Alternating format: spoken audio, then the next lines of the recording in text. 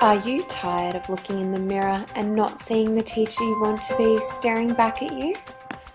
Do you want to increase engagement and enthusiasm in your classroom? Are you tired of the same old lessons? Are your students disengaged, bored, falling asleep or unfocused?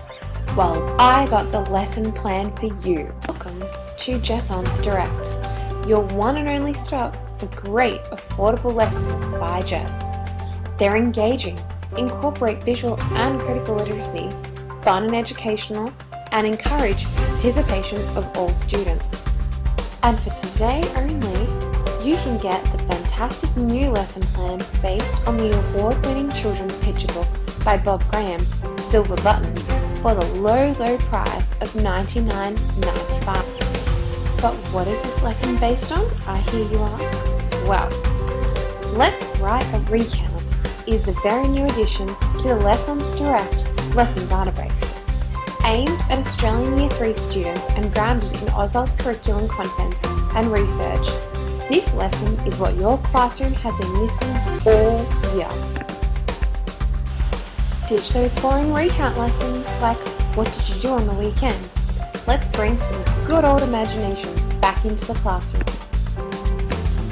Want more? Well, not only is this lesson bound to bring back enthusiasm and engagement to your classroom, but also it will help you explore visual and critical literacy with all students. Too good to be true, you say?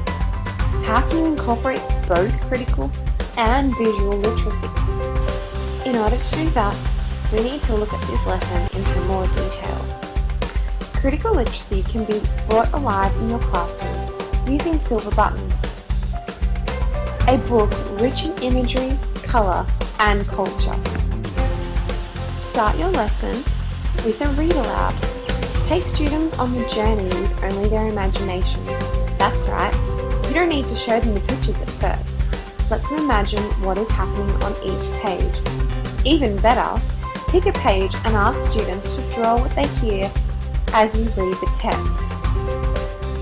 By doing this, students will be encouraged to use their imagination to create the story in their head. Linking text to self with prior experiences.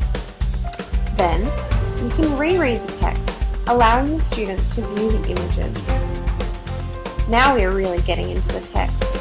You can ask them questions like, did they imagine the town the same or different? What did their image look like? What did it remind them of? Why do they think Bob Graham wrote this book? What was the purpose? Or even, where do you think this book takes place? Could it be your hometown? Created using Powtoon.